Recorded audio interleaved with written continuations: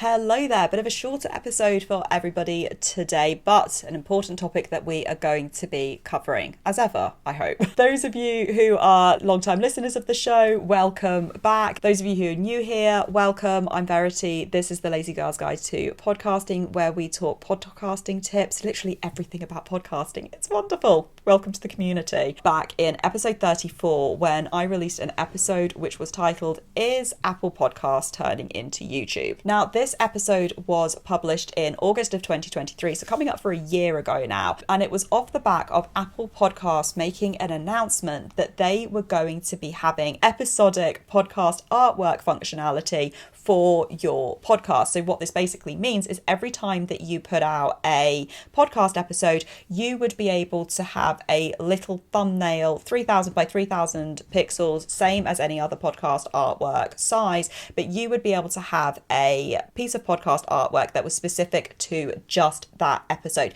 So similar idea to YouTube thumbnails, really, in terms of you've got your YouTube channel artwork, but every single video that is created for YouTube will have a separate thumbnail specific for that video. Well, this is basically what Apple Podcasts looked at doing. You've still got your podcast artwork, but then for every episode that is published, you can have a specific thumbnail for that podcast episode.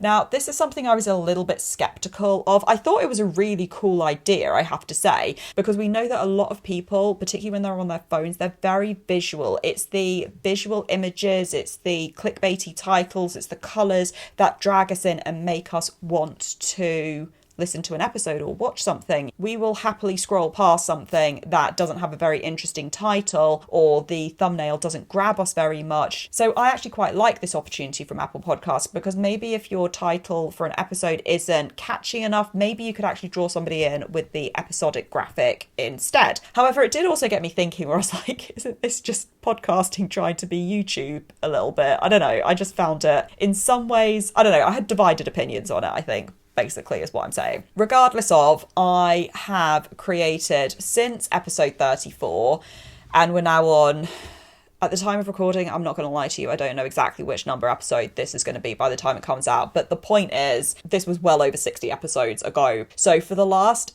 50, 60 episodes, I have been creating different podcast artworks for the majority of the episodes. I haven't done it for every single one, because sometimes I've had some weeks where I'm like, do you know what? The content's just going to get out. If there isn't a different episodic thumbnail for that particular episode, then do you know what? It'll just default to Lazy Girl's Guide to Podcasting cover art anyway. So it's not the worst thing in the world. And like I said, sometimes when you're a parent, when you're working as well, some things have just got to slide. So whilst I have had the episode artwork up for nearly all of the episodes, for the last 60 odd episodes, it hasn't been the main priority. And what I actually did was I even went back over some of the older episodes and I created thumbnails for some previous episodes. I haven't done all of them, but some of them I've done. So actually in the back catalogue, the very vast majority of the episodes of Lazy Girl's Guide to Podcasting, if you go through Apple Podcasts, if you go through Spotify, if you go through any podcast directory where they have episodic thumbnails, then you will see all of those different episodic images. The reason I wanted to create this follow-up episode is because the debate that I kind of had with myself at the time when Apple Podcasts announced this new feature is, would it actually be beneficial to podcasters for increasing listenership? Now, I would love your guys' feedback on this, because for me, I don't think it's made any difference to my listenership. Definitely between August and December of last year, I did see a growth in podcast listenership, as I would expect. By last August, the podcast was only May, June, July, August. It was 4 months old. So I would expect to see that growth, basically.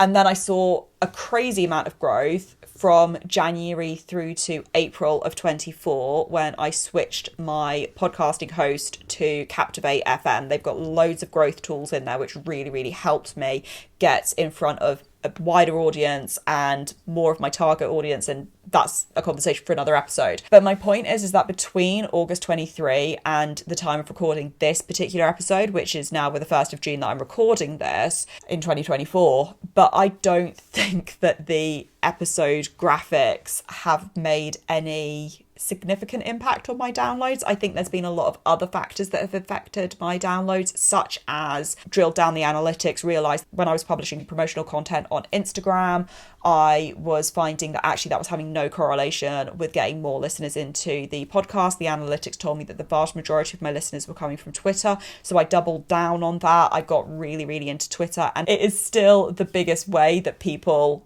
find and listen to the podcast is through Twitter or X.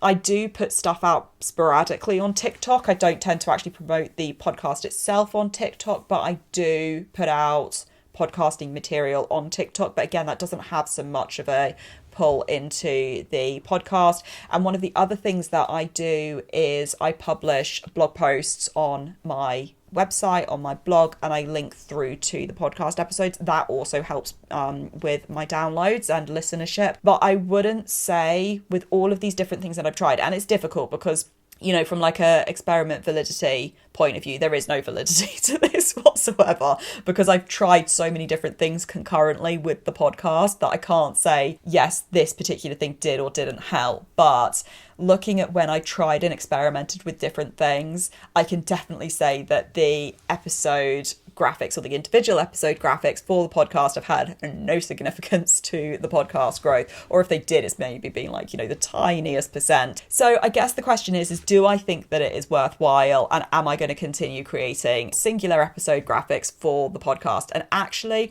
I think I probably will, just because it's part of my podcasting workflow now. And I think the couple of episodes that I've done, or the few episodes that I've done that haven't had episodic graphics, it's kind of irritated me because it then doesn't fit this whole like theme that I've got going with episodic graphics. But do you know what? I'm also at the point where I'm like, it doesn't make a massive difference. So if I am in a week where I'm thinking, actually, I just don't have time, and creating these graphics, it doesn't take much time. I've got templates and it literally takes me 5-10 minutes. But those of you who work as well as podcast, and you're a parent as well as podcasting, and you've got generally a life as well as podcasting, you know that 5-10 minutes are so precious. So if I don't have those 5-10 minutes, I'm not going to lose sleep about the fact that my podcast episode has gone out without a graphic. I can either create an individual graphic later in time and upload it, because that will just push through the RSS feed and it will update on the directories,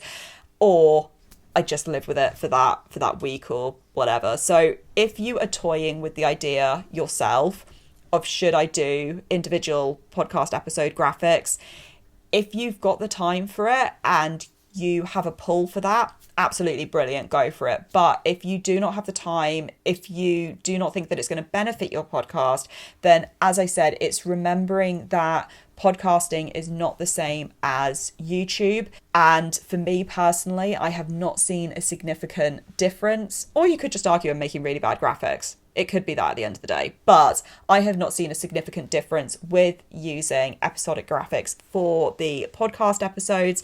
If you found different though, and you found that since doing this, you have seen a dramatic increase in podcast downloads and listenership, I would be really interested to know. But equally, if you also think that it's a little bit of a waste of time, I would love to know that as well. Make sure that you drop a comment down in the comment section if you're on YouTube, or if you are listening to the audio of this on podcast, then send me a message over at VeritySongon on Twitter, because that is where I hang out the most. If you have got a fellow podcaster in your life, I would love it if you could share this episode with them, get them to join in with the debate. You never know, they might learn something new as well. Otherwise, thank you so much for joining me for this episode. It's been great to have you here. I'm Verity. This is the Lazy Girl's Guide to Podcasting, and I will see you next episode.